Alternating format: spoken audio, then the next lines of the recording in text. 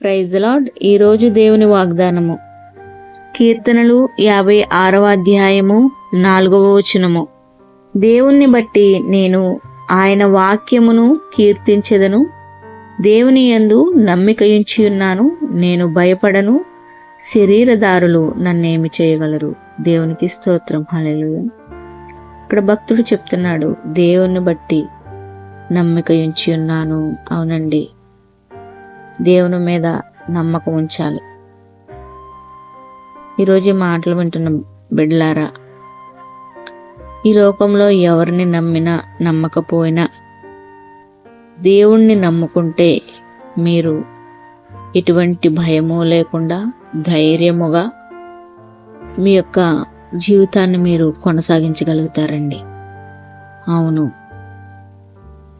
దేవుని యందు నమ్మకం ఉంచండి, దేవుని యందు భయభక్తులు కలిగి ఉండండి.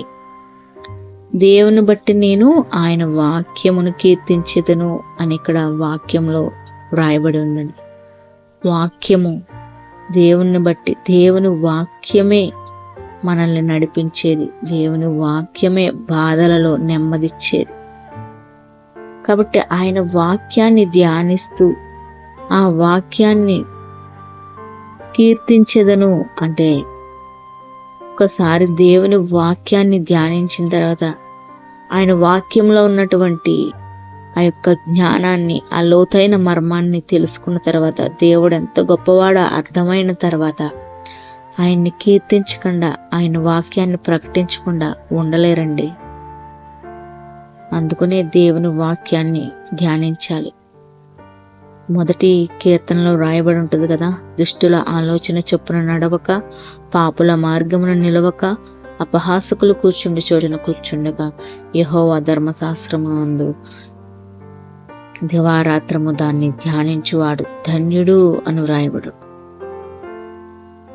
దేవుని వాక్యాన్ని దివారాత్రము ధ్యానిస్తూ ఆ వాక్యంలో ఉన్న విషయాలు, వాక్యము అంటే దేవుని మాట, ఆ మాట తెలుసుకుని, దేవుని మాట తెలుసుకుని దేవుని వాక్యానుసారంగా నడుచుకుంటే ధైర్యముగా మీరుంటారు. దేవుని యందు నమ్మకం, విశ్వాసం మీలో బలపడతాయి. ఇక్కడ భక్తుడు కూడా తన యొక్క జీవిత అనుభవాల్లోంచి రాసిన మాటలు ఇవ్వండి.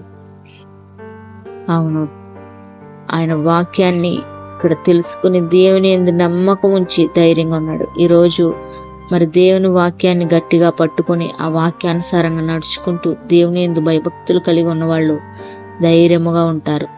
యెహోవా యందు నమ్మిక ఉంచువారు కదలక నిత్యము నిలుచు సియోను కొండవలే ఉండెదరు అని దేవుని వాక్యం సెలవిచ్చిన రీతిగా మరి కదలక నిలుచు సియోను కొండవలే ధైర్యముగా, నిబ్బరముగా ఉంటారు. నీతిగా, న్యాయముగా, యథార్థంగా జీవిస్తారండి. మరి అట్టి కృప ఈ మాటలు వింటున్న ప్రతి ఒక్క బిడ్డకి దేవుడు దయచేసి బలపరిచి, దీవించి, ఆశీర్వదించి తన కృపలో ప్రతి ఒక్క బిడ్డని నడిపించునుగాక. ఆమెన్. God bless you.